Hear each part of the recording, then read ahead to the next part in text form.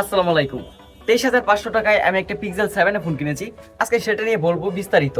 কিরকম এবং আমি কিনে ঠকেছি নাকি লাভ হয়েছে, আজকে আপনাদেরকে সেটাই বলবো। এই ফোনটা আমি আমাদের এলাকার একটা দোকান থেকে কিনেছি।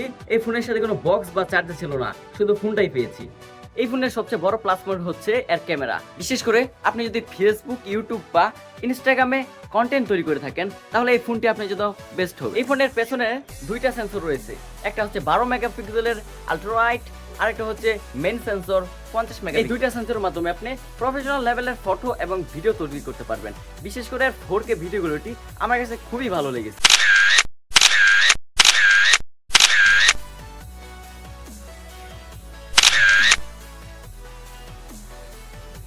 এই ফোনের পারফরমেন্স নিয়ে বলতে গেলে এক কথায় অসাধারণ। বিশেষ করে এই ফোনের বয়স প্রায় 3 বছর পেরিয়ে গেছে, কিন্তু এই ফোনের পারফরমেন্স আমার কাছে মনে হয় না একটু ল্যাগ বা একটু হ্যাং করছে। এই ফোনের ব্যাটারি নিয়ে বলতে গেলে এক কথায় অসাধারণ, কারণ এই ফোনে 4375 mAh একটা ব্যাটারি ব্যবহার করা হয়েছে, যেটা থেকে আমি স্ক্রিন ওয়ান টাইম পেয়েছি 4 থেকে 4.5 ঘন্টা। বিশেষ করে আপনি যদি হেভি ইউজ করেন, তাহলে অনায়াসে 3.5 ঘন্টা থেকে 4 ঘন্টা পর্যন্ত ইউজ করতে পারবেন। এই ফোনের চার্জিং স্পিড নিয়ে যদি আমি বলি, তাহলে এটা 18 ওয়াটের ফাস্ট চার্জিং সাপোর্ট করে।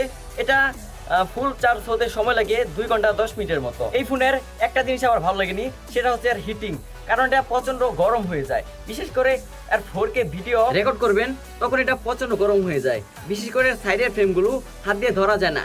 এছাড়া আমি বাড়তি কোনো প্যারাতে পড়ি। ফাইনালি বলতে গেলে আমার কাছে এটা 23,500 টাকা একটা বেস্ট ডিল মনে হয়েছে।